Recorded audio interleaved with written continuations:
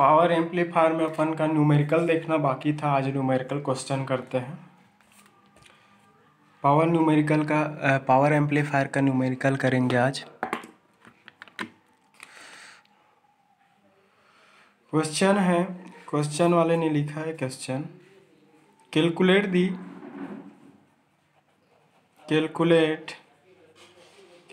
The input power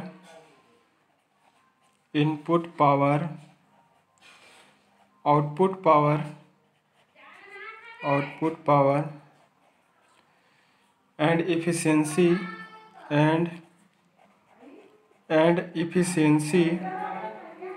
efficiency of class A amplifier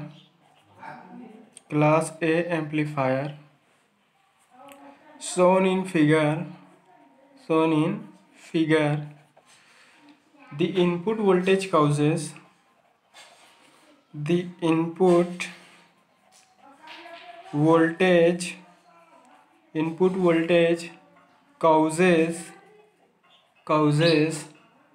a base current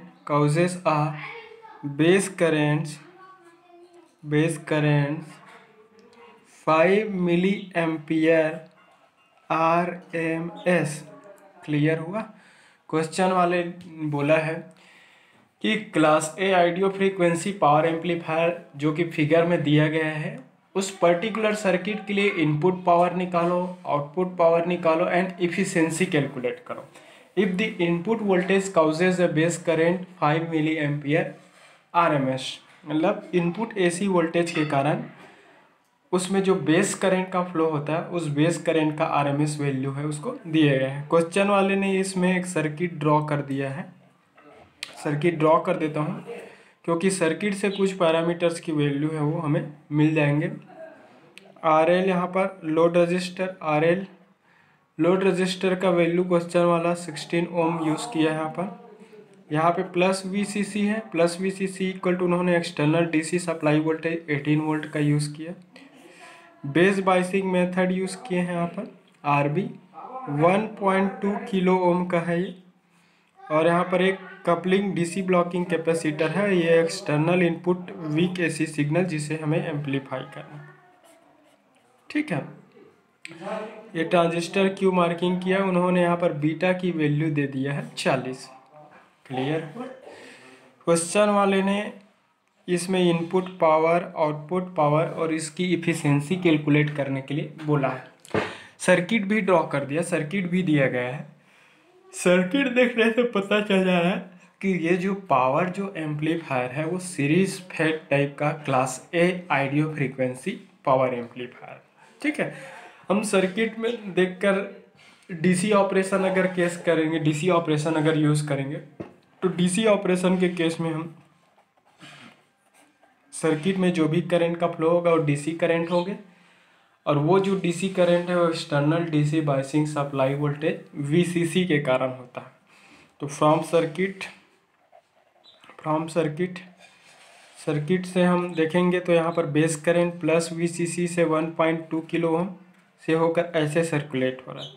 इसके transistor का base और emitter के बीच का इंटरनल वोल्टेज है, इसको बेस टू इमीटर वोल्टेज बोलते हैं। और ये बेस टू इमीटर जो वोल्टेज है उसकी वैल्यू क्या है, आपका बेस टू इमीटर जो वोल्टेज है उसकी value IB base to emitter voltage VBE silicon transistor है तो 0.7 वोल्ट का होता है। अगर वो ट्रांजिस्टर जर्मेनियम का है तो 0.3 वोल्ट यूज़ करते हैं, ठीक है। बट अगर क्वेश्चन वाले ने अगर स्पेशली कुछ मेंशन नहीं किया है तो always base to emitter internal voltage drop की वैल्यू को आपको 0.7 वोल्ट लेना पड़ेगा, ठीक है। तो सर्किट से मुझे IBQ चाहिए। IBQ मतलब DC इनपुट बेस करंट, ठीक है। तो बेस करंट जो कि external DC biasing supply voltage VCC के कारण होता है, ठीक है। तो सर्किट देख के पता IBQ is base current which is flowing due to external DC biasing supply voltage VCC। हमने इसका थ्योरी पढ़ा तो उसमें डेरिवेशन पढ़े थे। IBQ इक्वल टू क्या पढ़े थे, VCC minus VBE divided by क्या पढ़े थे अपन, RB। ये वाला रजिस्टर है वो आरबी है। वीसीसी का वैल्यू क्वेश्चन वाले कितना दिया है, 18 वोल्ट दिया है। वीबीई यहाँ पर मेंशन नहीं किया है, तो अगर ट्रांजिस्टर को प्रॉपरली मेंशन नहीं किया है तो उस पर्टिकुलर केस में वीबीई की वैल्यू को आपको क्या लेना है, 0.7 ही लेना है। और आरबी की वैल्यू जो है वो क्या होंगे, 1.2 इंटू क्या हो जाएगा, 10⁻+3 होंगे। क्लियर हुआ। तो ये हो जाएंगे 18 minus 0.7 divided by 1.2 into 10⁻+3। Calculator से सॉल्व करने पर यहाँ पर आपको मिलेगा बेस करंट। ये जो बेस करंट है वो external DC biasing supply voltage के कारण हो रहा है। ये आपका IBQ है। ये IBQ का वैल्यू मिला 0.0144, ठीक है, 1। और ये क्या हो जाएंगे, एम्पियर होंगे। बहुत वेरी स्मॉल अमाउंट का करंट है, चाहते हैं तो इसको मिली एम्पियर में भी आप रिप्लेस कर सकते हैं, ठीक है। तो बेस करंट जो फ्लो होगा IBQ वो करंट है। ये जो बेस जो करंट है एक्चुअल में external DC biasing supply voltage के कारण ट्रांजिस्टर के इनपुट पर फ्लो हो रहा है, ठीक है। अगर हमें IBQ पता है, so we know that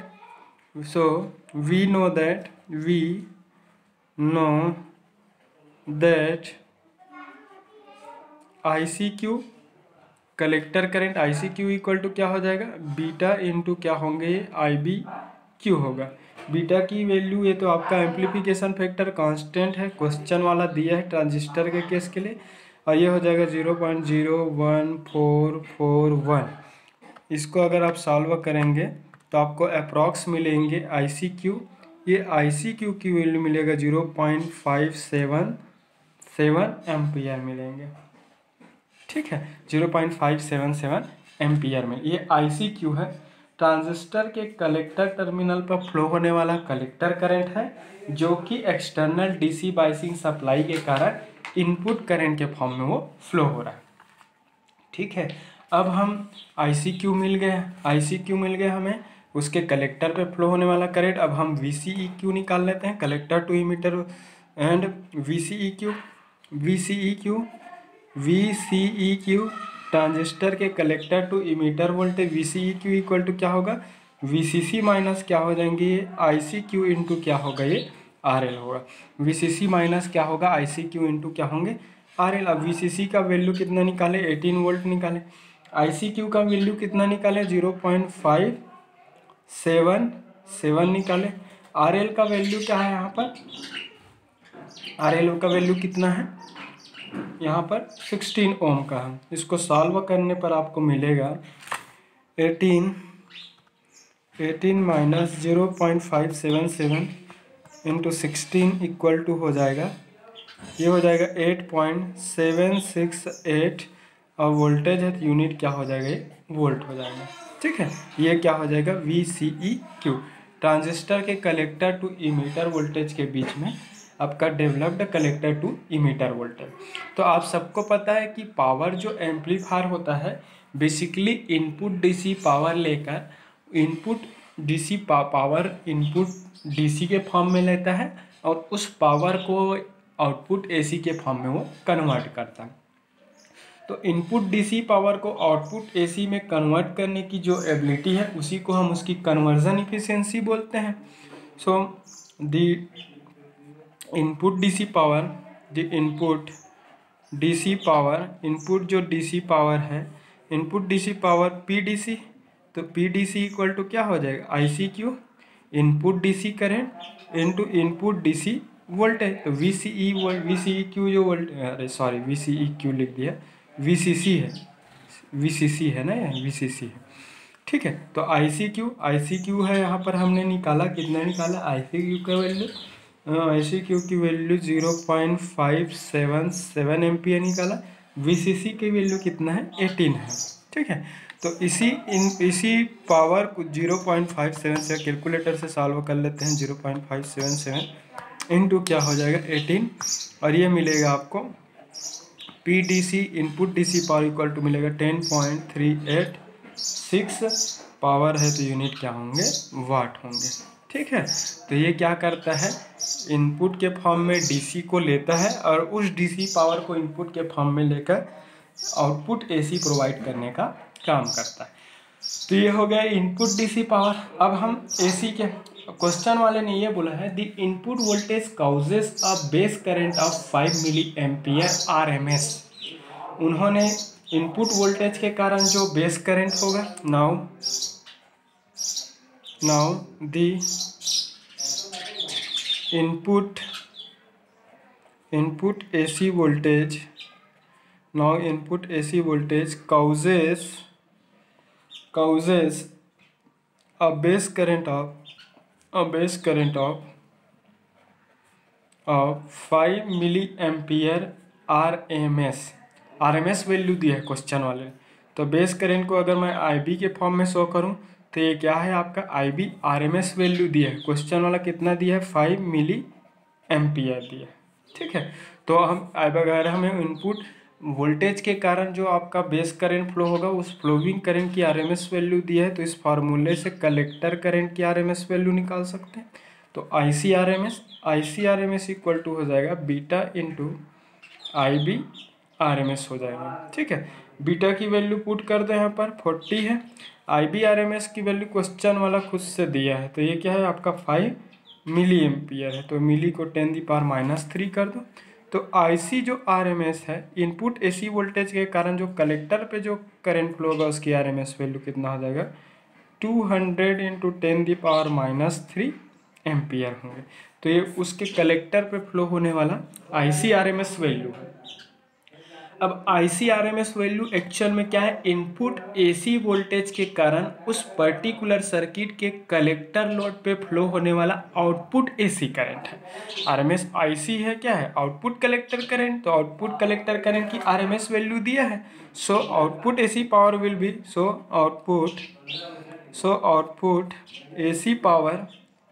output AC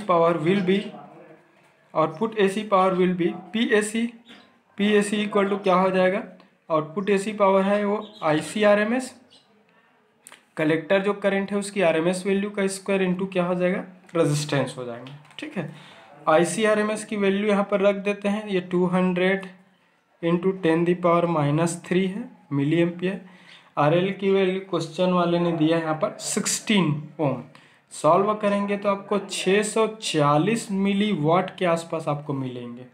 ठीक है, 640 मिली वाट के आसपास आपको मिलेगा, ये इस टाइप से मिलेंगे। ठीक है। तो आईसी आरएमएस, तो कलेक्टर लोड पे फ्लो होने वाले करंट की आरएमएस वैल्यू का स्क्वायर इनटू उसकी रेजिस्टेंस, क्योंकि उसी कलेक्टर लोड रेजिस्टेंस पर ही जो पावर डेवलप होगा एसी पावर, वही आउटपुट एम्पलीफाइड एसी पावर है। तो आईसी आरएमएस का square into RL, IC RMS की वैल्यू ऊपर से यहाँ पर रख देते हैं, आरएल की वैल्यू इतना, इसको सॉल्व करेंगे 640 × 10⁻³ वह 640 मिली वाट मिलेगा डेवलप्ड आउटपुट एसी पावर। तो क्वेश्चन वाले ने पीडीसी पूछा था, इनपुट डीसी पावर, वो external DC biasing supply voltage से पावर को इनपुट के फॉर्म में लेता है और इस पावर को लेकर वो एम्पलीफाइड आउटपुट के फॉर्म में आउटपुट एसी प्रोवाइड करता है। क्लियर हुआ। तो एम्पलीफाइड आउटपुट एसी प्रोवाइड करता है। अब इसको सॉल्व करेंगे, मान लिया जाए तो आपका इनपुट पावर को लेकर वो आउटपुट एसी के फॉर्म में देता है। ठीक है। तो इफिशिएंसी किसी भी पावर एम्पलीफायर का इनपुट डीसी पावर को आउटपुट एसी के फॉर्म में कन्वर्ट करने की एबिलिटी को उसकी क्या बोलते हैं, कन्वर्जन इफिशिएंसी होता है। So efficiency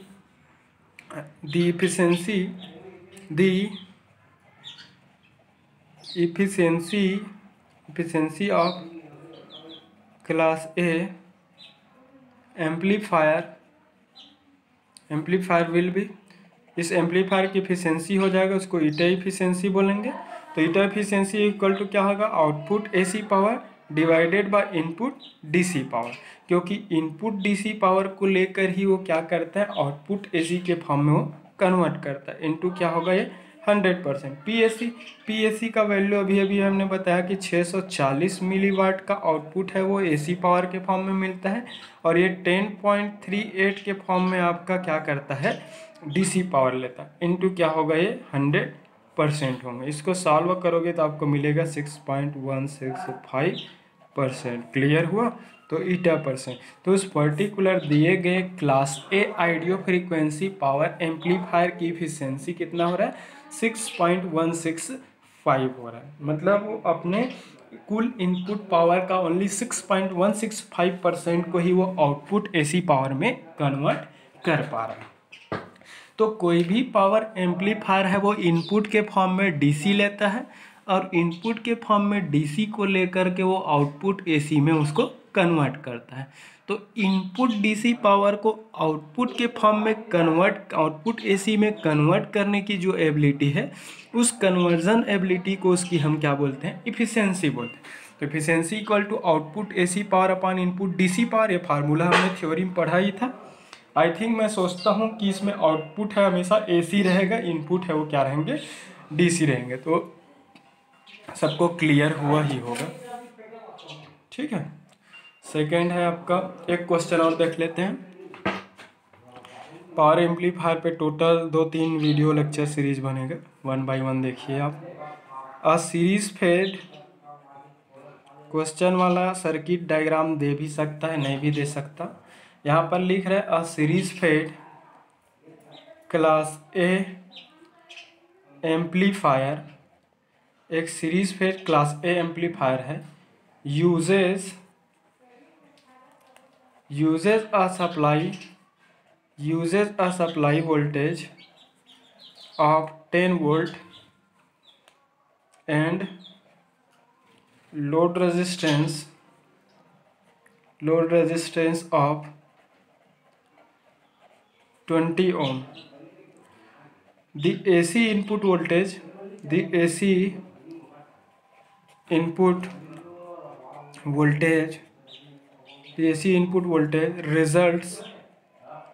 results in a base current of 4 milli ampere peak. इसके जस्ट पहले वाले में आरएमएस वैल्यू दिया था, क्वेश्चन वाले ने यहाँ पर पिक एम्पलीट्यूड दिया, पिक लिख दिया है मतलब उसकी मैक्सिमम एम्पलीट्यूड है। करेंट का है मतलब IBM मानो, IB RMS नहीं, IBM maximum amplitude of base current. ठीक है, तो external applied input AC signal के कारण इसमें बेस करंट का जो फ्लो हो रहा है वो फ्लोइंग बेस करंट की वैल्यू कितना है? IBM का वैल्यू 4 मिली एम्पियर पिक है। Calculate first DC input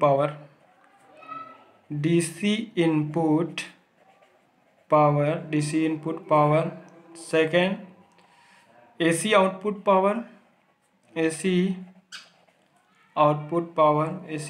power,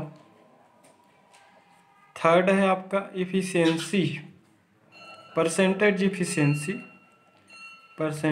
efficiency. तो क्वेश्चन वाले ने यहाँ पर सर्किट डायग्राम नहीं दिया है, उन्होंने ये बोल दिया है कि एक series fed class A audio frequency power amplifier है जो सप्लाई वोल्टेज 10 वोल्ट का यूज़ करता है। सप्लाई वोल्टेज जब भी बोलेंगे तो आपको दिमाग में आना चाहिए कि प्लस VCC है, collector external DC biasing supply voltage. तो ये प्लस VCC की वैल्यू है वो 10 वोल्ट दिया है। लोड रेजिस्टेंस ऑफ 20 ओम, ये RL का वैल्यू है, जिस रेजिस्टर को हम कलेक्टर टर्मिनल पर RC या फिर RL के फॉर्म में यूज़ करते हैं वही लोड रेजिस्टर है 20 ओम। ठीक है, AC इनपुट वोल्टेज के कारण इसमें बेस करंट जो फ्लो होता है AC बेस करंट, उस AC बेस करंट की वैल्यू क्वेश्चन वाला 4 मिली एम्पियर पिक दिया, मतलब उस IBM की वैल्यू है जिसकी वैल्यू 4 मिली एम्पियर है। क्लियर हुआ? उन्होंने इतना दिया, एज्यूम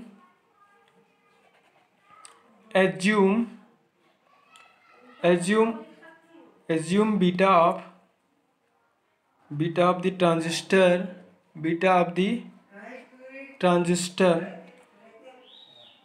ट्रांजिस्टर एस 25। ट्रांजिस्टर की बीटा की वैल्यू कितना दिया है? 25 एंड दी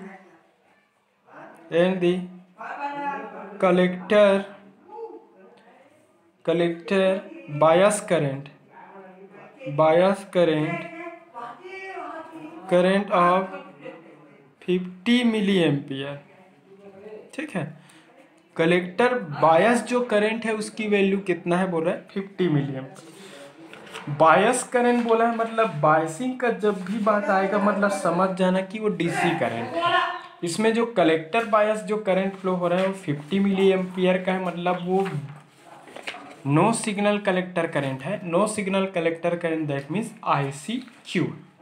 ठीक है, तो सॉल्यूशन अगर हम देखें, given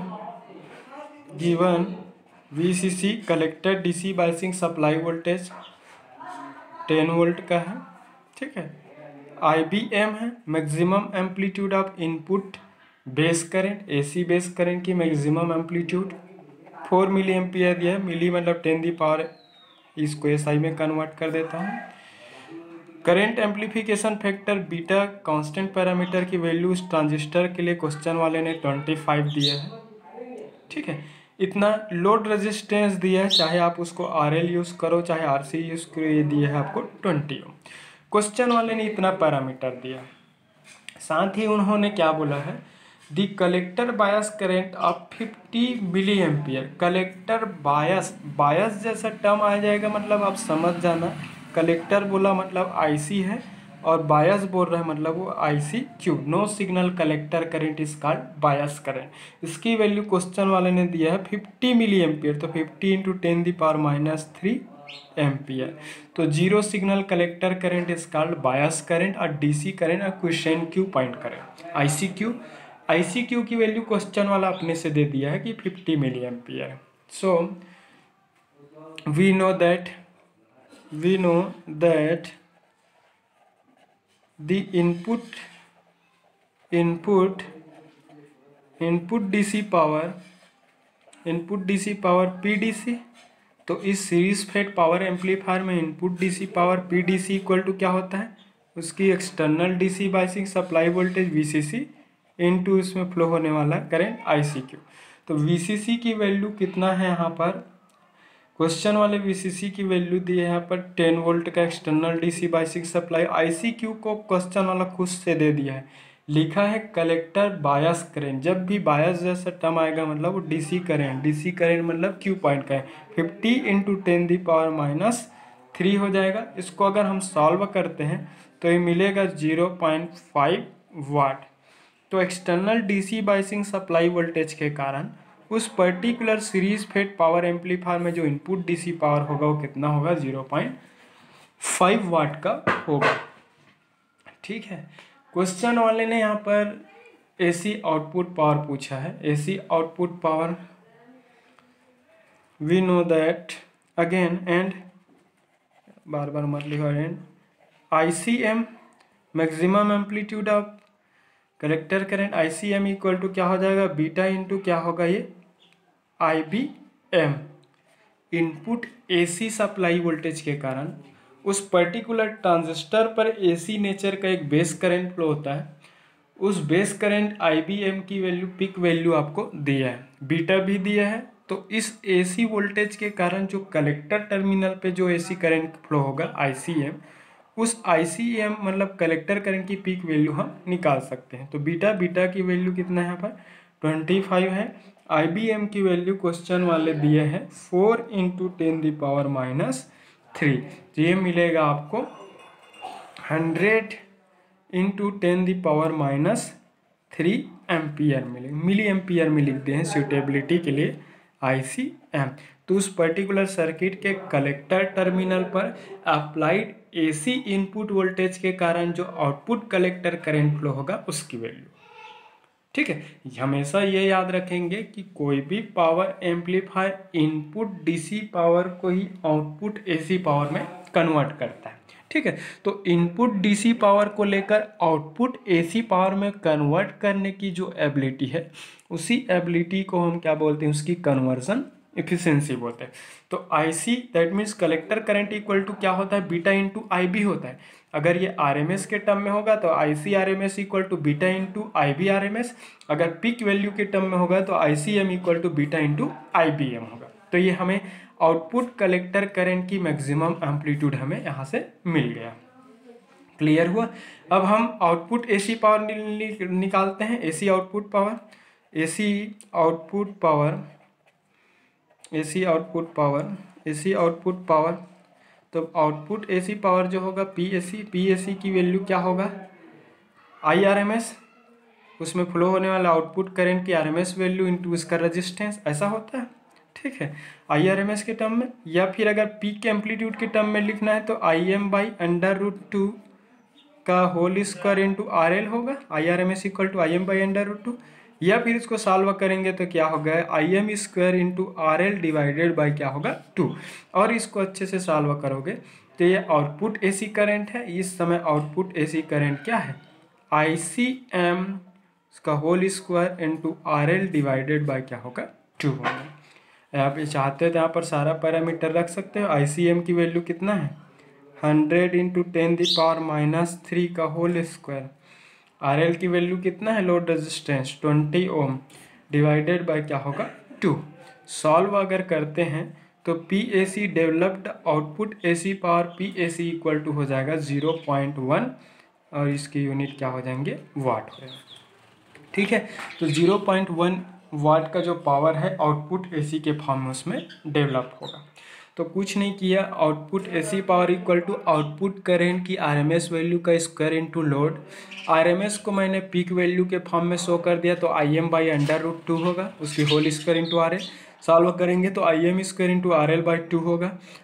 IM is nothing but it is flowing output AC collector करें, तो इसको हम ICM लिख दिए। ICM की वैल्यू हम ऊपर से निकाल चुके हैं, सारे वैल्यू को पुट कर दिया। कुछ नहीं, बेसिक फार्मूलाज को ही यूज़ करना है, फार्मूला को यूज़ करके ही आपको क्या करना है, कैलकुलेट करना है। तो so efficiency of amplifier, the efficiency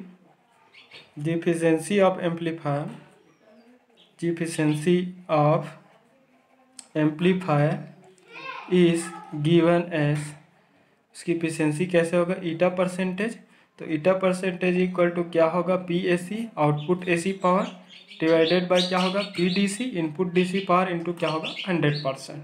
PAC की वैल्यू कितना है, आउटपुट AC पावर हमने 0.1 वाट निकाला, इनपुट DC कितना है 0.5 वाट का है, इंटू क्या होगा ये 100%। परसेंटेज के टर्म में इसको सॉल्व करेंगे तो आपको मिलेगा 20%। सो eta percent, so efficiency of this given amplifier will be 20%।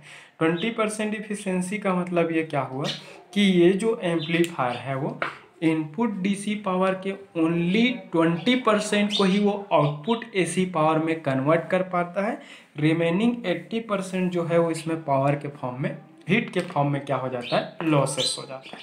कुछ नहीं, आपको अगर RMS वैल्यू दिया है तो RMS के टर्म में कैलकुलेट करो, अगर आपको पीक वैल्यू दिया है तो पीक के फॉर्म में कैलकुलेट करो।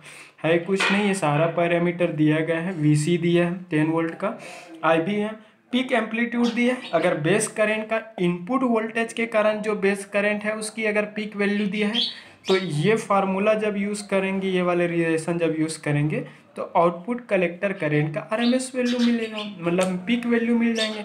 और पीक वैल्यू, अगर पीक वैल्यू दिया है तो पीक वैल्यू वाले फार्मूला यूज़ करो, ये वाला फार्मूला। अगर आपको RMS दिया है तो ये वाले फार्मूला से सीधा निकाल सकते हो।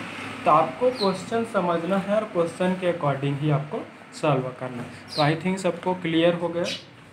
तो ये है, ये निकला इसमें क्वेश्चन, DC इनपुट पावर पूछा था, आउटपुट AC पावर पूछा था, और उसकी क्या पूछा गया था, इफिशिएंसी बोला। तो इफिशिएंसी इसमें कितना मिला आपको, 20%। सिर्फ और सिर्फ 20% ही इनपुट DC पावर को आउटपुट AC पावर में कन्वर्ट कर पाता है, रिमेनिंग जो पावर है इसमें हीट के फॉर्म में क्या हो जाता है, लॉस हो जाता है। तो ये था series fed class A audio frequency amplifier में 2 न्यूमेरिकल। आगे हम नेक्स्ट और कैलकुलेट करेंगे इसमें, ठीक है। तो पावर एम्पलीफायर ट्रांसफार्मर कपल्ड में भी देखेंगे। तो ये है, आई थिंक सबको क्लियर हो गया होगा। अगर क्लियर हो तो वीडियो लाइक करें, शेयर करें, कमेंट करें। Thank you.